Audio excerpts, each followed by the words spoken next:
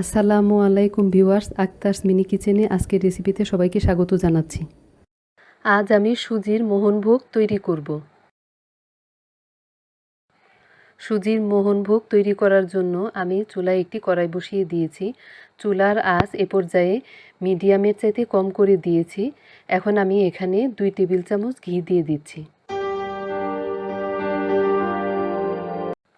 এখন এখানে কিছু কাজু বাদাম দিয়ে দিচ্ছি। এগুলোকে আমি 1 মিনিটের মতো ভেজে নেব।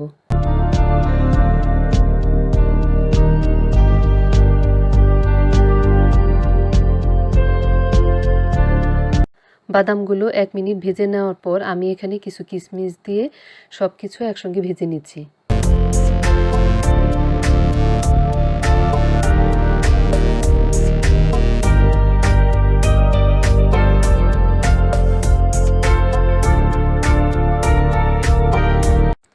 বাদাম আর কিশমিশগুলো ভেজে নিয়েছি। এখন এগুলোকে অন্য একটি পাত্রে তুলে নেব।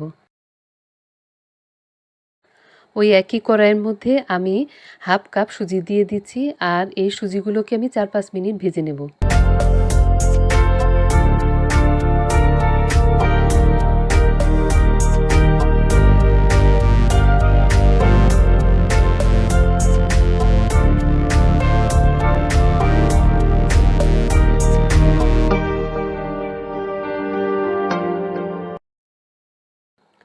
চার 5 মিনিট সুজি ভেজে নেওয়ার পর আমি এখানে 1/3 কাপ ঘি দিয়ে দিচ্ছি।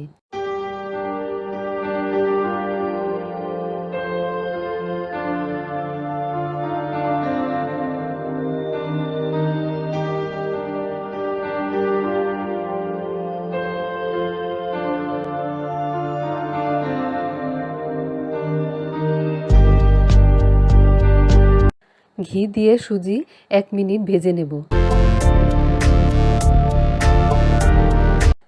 ঘি দিয়ে সুজি 1 মিনিট ভেজে নেওয়ার পর আমি এখানে 2 টুকরো দারচিনি, একটি তেজপাতাকে 2 টুকরো করে নিয়েছি, আর 4টি এলাচ দিয়ে দিচ্ছি।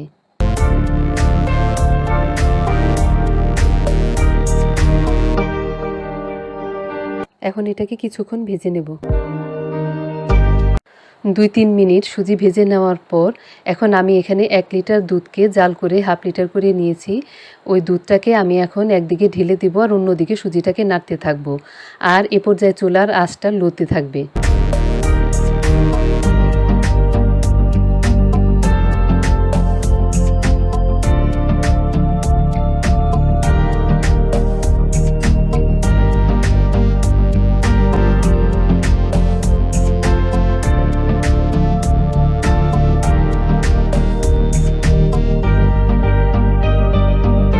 সবটুকু দুধ আমি ঢেলে দিয়েছি। এখন আমি চুলার আঁচটা মিডিয়ামে করে দিয়েছি। এখন আমি এটাকে অনবরত নাড়তে থাকব। যখন সুজি কিছুটা ঘন হয়ে আসবে তখন আমি চিনি দিয়ে দেব। জাল করতে করতে সুজি কিছুটা ঘন হয়ে এসেছে। এখন এখানে হাফ কাপ চিনি দিয়ে দেব।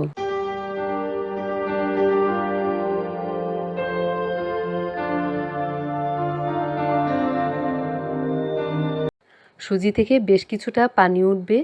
এই পানি শুকিয়ে যখন সুজিটা অনেক ঘন হয়ে আসবে তখন এখানে আমি ভেজে রাখা বাদাম আর কিশমিশগুলো দিয়ে দেব।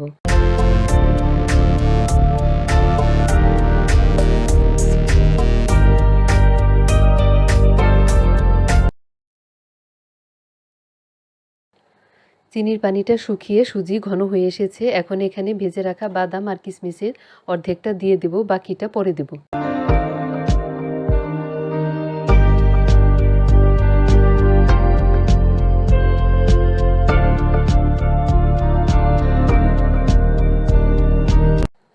এখন এটাকে কিছুক্ষণ নেড়ে নেব, তারপর নামিয়ে নেব।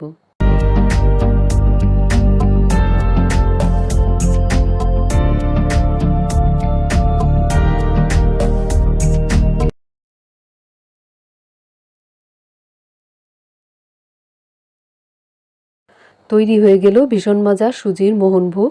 যারা এটি এখনও তৈরি করেননি, এটি বাসায় ট্রাই করে দেখবেন। সবাই ভালো থাকবেন। আল্লাহ হাফেজ।